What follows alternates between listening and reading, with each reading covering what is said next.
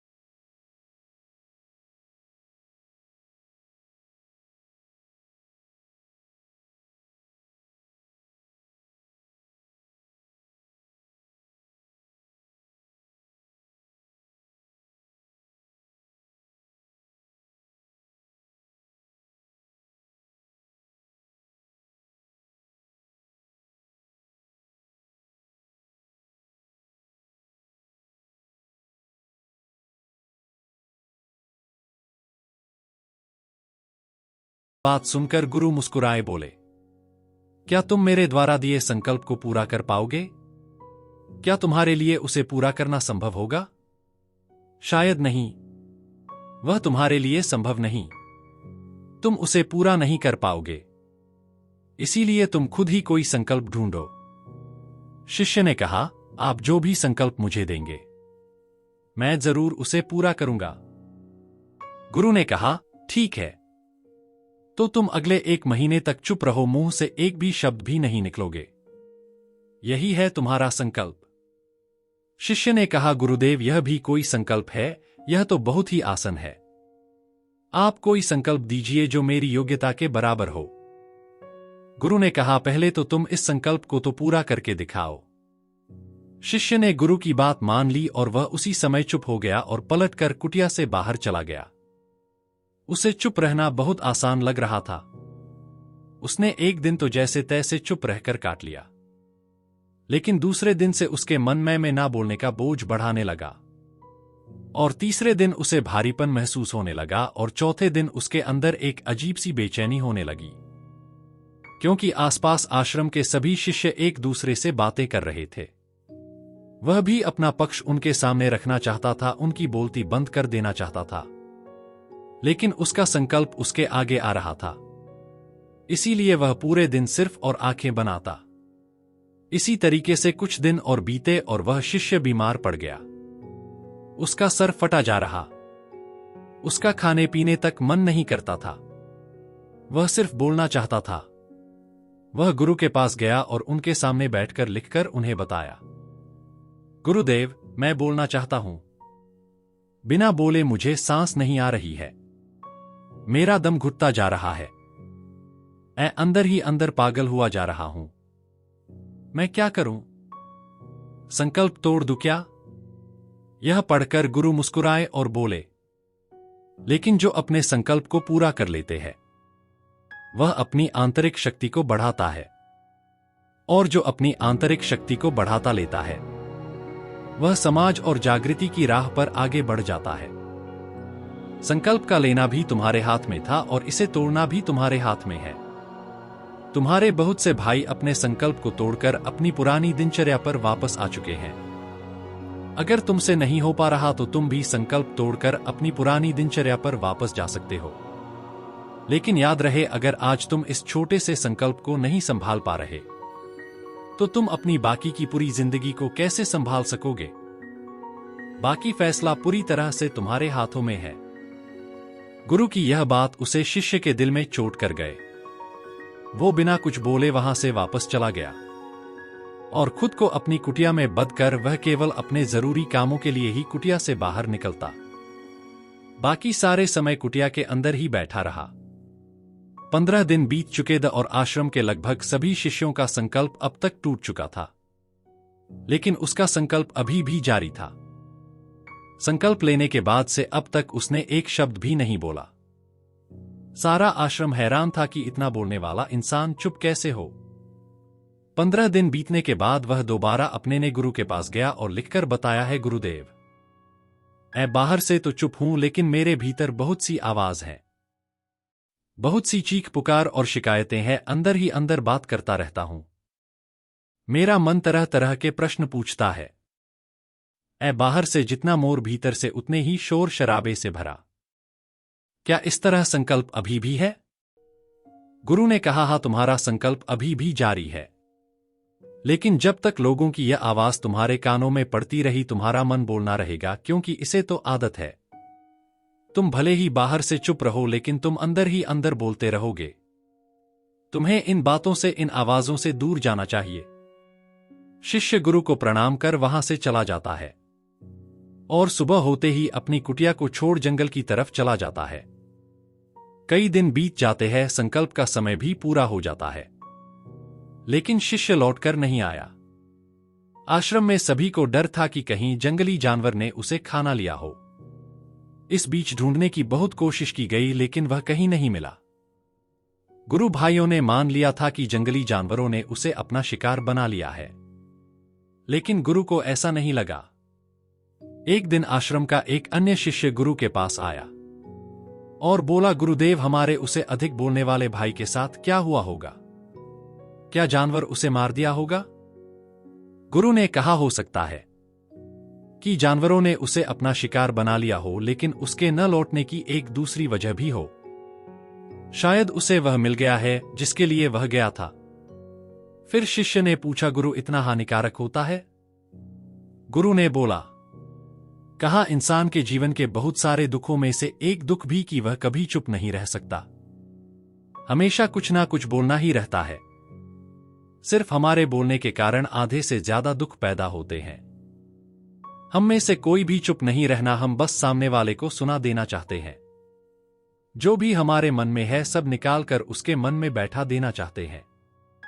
उसे समझा देना चाहते हैं कि देख, तू गलत है और मैं सही। इस तरीके से सुनने और सुनने का यह कम जिंदगी भर चला रहता है। लेकिन ना समझ में हम अपना समय, अपना जीवन, अपनी समझ और सबसे महत्वपूर्ण कीमती पल जो जिए जा सकते हैं, जिनको अनुभव किया जा सकता है, जिनमें आनंद को प्राप्त किया जा सकता है, यह सब खो देते हैं। लेकिन इसके बदले हमें मिलता क्या है? कुछ सब व्यर्थ और बर्बाद हो जाता है। शिष्य ने पूछा, तो फिर इसका समाधान क्या है?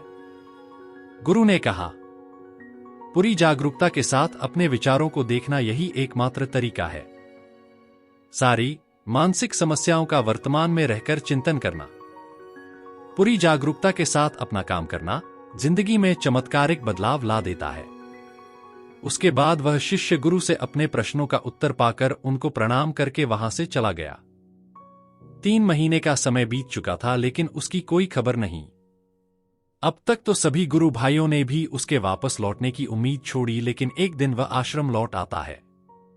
लेकिन अब यहां से गया था, वह कुछ और ही बनकर वापस आया था। उसके अंदर एक गजब का बदलाव महसूस किया जा सकता था। उसके चेहरे पर एक गजब का ठहराव और आंखों में बनी शांति थी। आश्रम में आते ही सभी गुरु भाइयों ने उसे चारों तरफ से घेर लिया और बातें करने लग गए। वह भी अपने गुरु भाइयों से बातें करने लगा। उससे बात करने वाले सभी ने यह अनुभव किया कि अब वह पहले जैसा उतावला और बातूनी नहीं रह गया था। उसके मुंह से एक एक शब्द बहुत ही सुलझे हुए और मधुरता के साथ निकल रहे थे। थोड़ी देर तक गुरु भाइयों से बात करने के बाद वह सीधा गुरु की तरफ चला गया। उसने गुरु के चरण छुए और कहा, गुरुदेव, क्या मैं अब भी मौन हूं? क्या अब भी मेरा संकल्प जारी है? गुरु ने कुछ देर तक शिष्य की आंखों में बड़े ध्यान से देखा और कहा, हां, तुम अब भी मौन हो। तुम्हारे मुंह से एक भी शब्द निकाल नहीं रहा और तुम्हारा संकल्प अभी भी जारी है।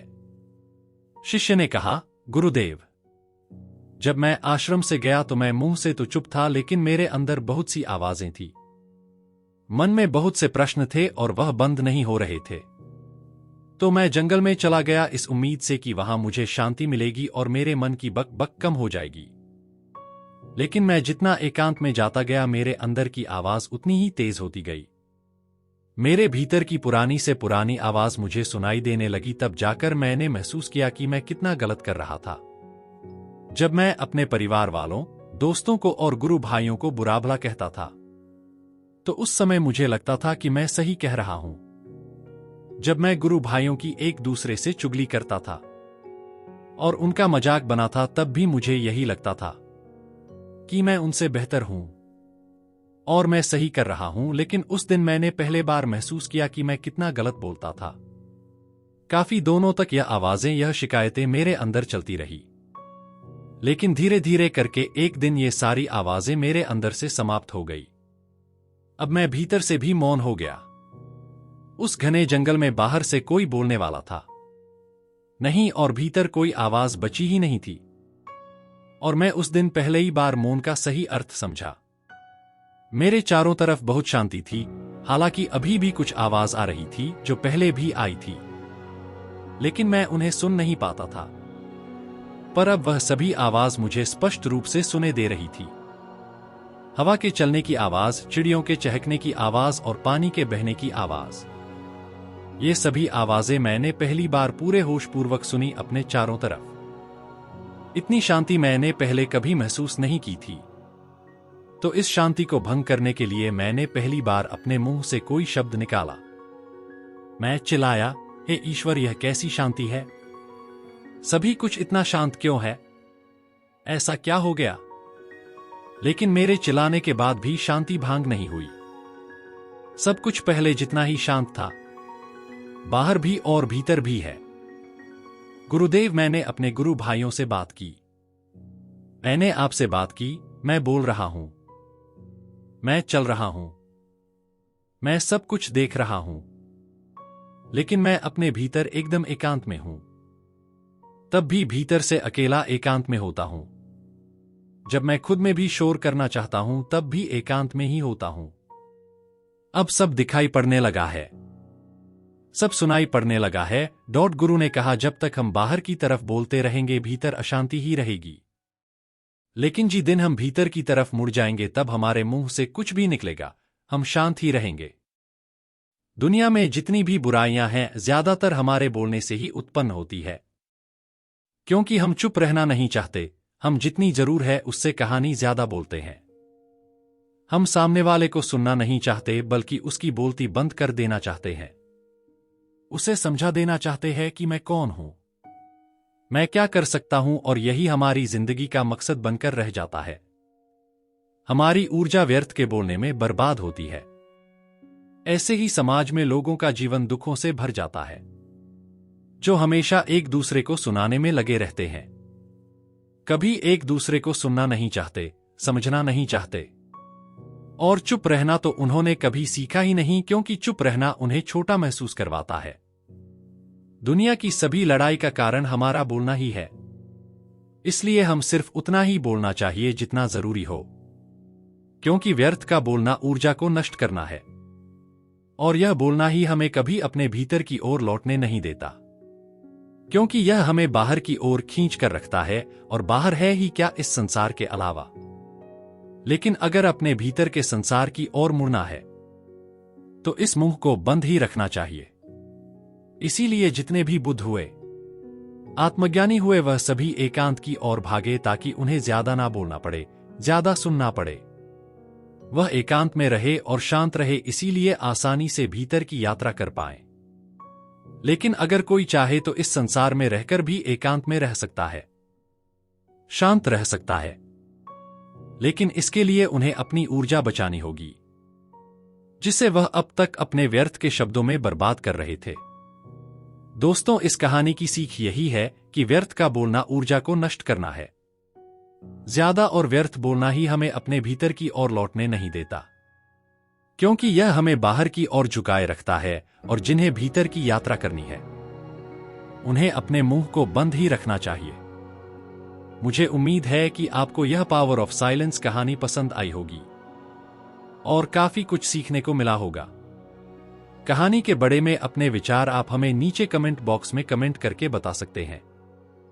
दोस्तों, हम आपसे फिर मिलेंगे ऐसे ही रोचक और उपयोगी कहानी के साथ। तब तक आप जहां भी हों खुश रहें और खुशियां